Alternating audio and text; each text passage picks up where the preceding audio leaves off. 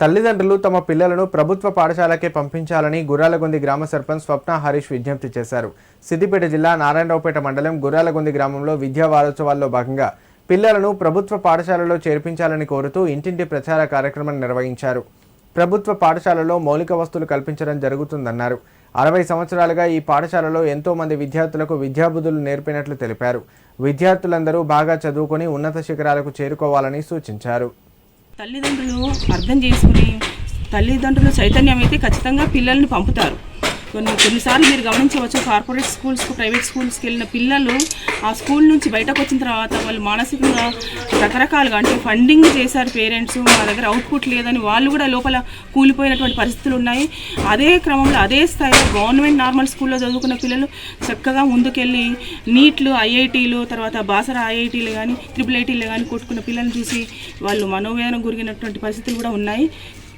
ఇక్కడ మేజర్గా తల్లిదండ్రులు ఏమిటంటే మంచి వివేకంతో, మంచి పరిణతితో మంచిగా ఆలోచన చేయండి. ఎక్కడ టీచింగ్ బాగా నడుస్తుంది, ఎక్కడ పిల్లలకు చాలా బెనిఫిట్ అవుతుంది.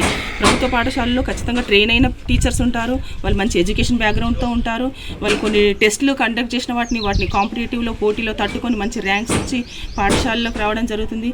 అలాగే వాళ్ళకి ఎక్స్పీరియన్స్ ఉంటుంది, పిల్లల యొక్క నాడి బాగా పట్టి ఉంటారు. ఏ పిల్లలను ఏ రకంగా ఎక్కడ తీర్చిదిద్దాలనేది వాళ్ళకి బాగా తెలిసి ఉంటుంది. సో ఈ అంశాలన్నీ మీ అందరికీ తెలుసు.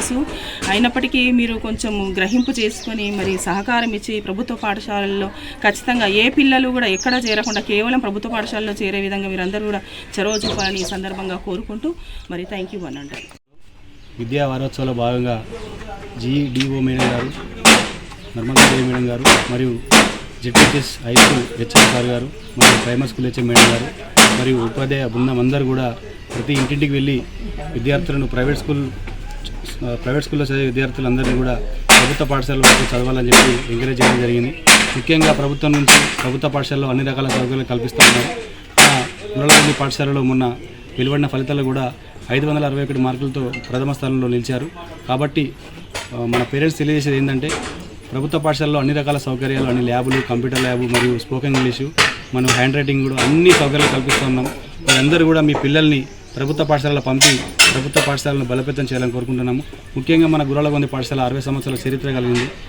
దీనిలో నుండి ఎంతోమంది డాక్టర్లు, ఇంజనీర్లుగా మన అమెరికాలో అన్ని ఇతర దేశాలన్నింటిలో కూడా స్థిరపడి ఉన్నారు. కాబట్టి మన గ్రామ ప్రజలందరూ కూడా మన ప్రభుత్వ పాఠశాలలో మీ పిల్లల్ని పంపి మీ పిల్లల బంగారు భవిష్యత్తుకు బాటలు వేసుకోవాలని కోరుకుంటా ఉన్నాం.